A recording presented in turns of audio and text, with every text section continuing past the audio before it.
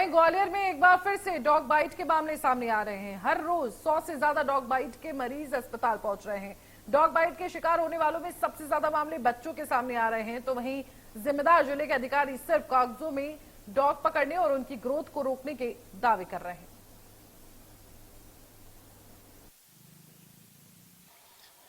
7 साल का एक बच्चा जिसका नाम आसिक है, कल हमारे अस्पताल में डॉग बाइट का केस आया था और बड़ी दयनीय स्थिति थी उसकी। बड़ी बुरी तरह से उसको डॉग्स के द्वारा काटा गया था। अगर समय रहते उसको अगर उन डॉग से छुड़ाया नहीं गया होता तो बड़ी और भयावह स्थिति बन सकती थी।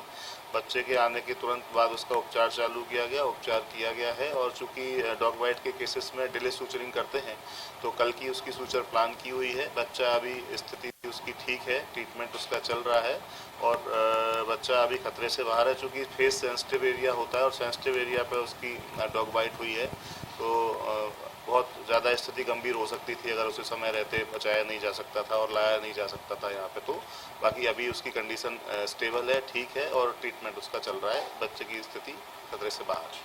क्या है कि कुछ समय से देखा है कि डॉग्स की संख्या में बहुत वृद्धि हुई है। अभी 2-3 दिन पहले ही मैंने देखा एक 7-8 दिन का बच्चा, उसको इतने बुरे तरीके से उसके चेहरे पे काटा हुआ था।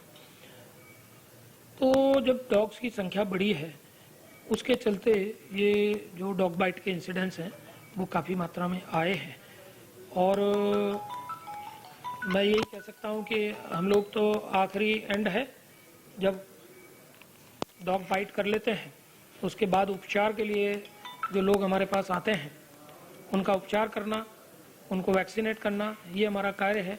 तो जो आ रहे हैं सबको शासन सभी को ARV उपलब्ध करा रहा है। ये बिल्कुल सही बात है कि काफ़ी लंबे समय से ग्वालियर शहर में कुत्ते काटने की घटना बढ़ रही थी। अभी हाल ही में हमारे नेता प्रतिपक्ष हैं, उनकी पत्नी को भी कुत्ते ने काटा। लेकिन इसका कारण है कि बीच में एक संस्था थी वो छोड़ के चली गई थी, जिससे शहर में कुत्तों की मात्रा ज़्यादा बढ़ गई और गर्मी भी बहुत ज़्यादा थी, तो कई घटना हुई हैं।